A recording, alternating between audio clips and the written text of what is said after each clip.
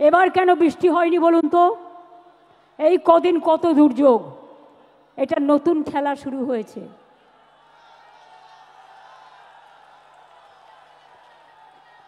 সূর্যদেব বলছে চোখ দিয়ে জল নয়, চোখ দিয়ে আগুন বেরোবে। আর সেই আগুনে যারা কুৎসা করছে, চক্রান্তকারী, অপপ্রচারকারী, তাদের ইঞ্চিতে ইঞ্চিতে তৃণমূল কংগ্রেস জবাব দেবে। এটা মাথায় থাকবে, মাথায় থাকবে।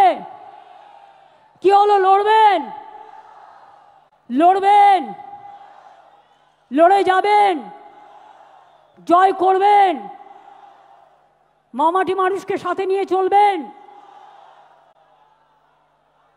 ঐক্য রক্ষা করবেন, সম্প্রীতি রক্ষা করবেন।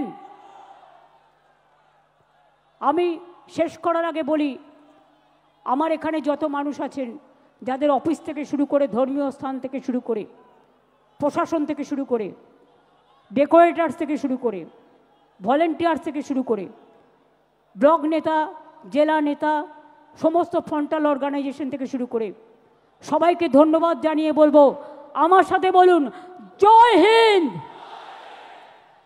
তাহলে শনিবার রবিবার করে মিছিল হবে তো?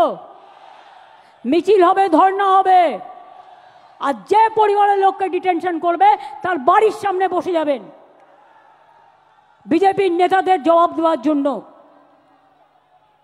কথায় কথায় আমার বাড়ির সামনে যাওয়া, কথায় কথায় নবান্ন অভিযান, তাহলে কথায় কথায় আপনাদের নেতার বাড়ি অভিযান হবে না কেন বলুন? এবার আমরা তো এগুলো করিনি। আমি আগের বার বলেছিলাম বদলা নয়, বদল চাই। তাই আপনাদের গায়ে কিচ্ছু হাত দিইনি, কেউ দেয়নি।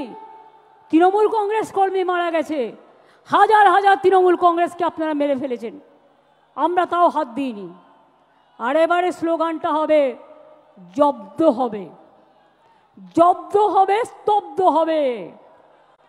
এবং তোমাদের, আমাদের দর্শন, তোমাদের বিসর্জন।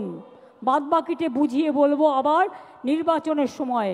কিন্তু তার আগে আমাদের যত এমপিরা আছে, আমি গান্ধী স্ট্যাচুর কাছে বাংলার উপরে যে সন্ত্রাস চলছে তার বিরুদ্ধে ধর্ণা দেওয়ার জন্য অনুরোধ করব।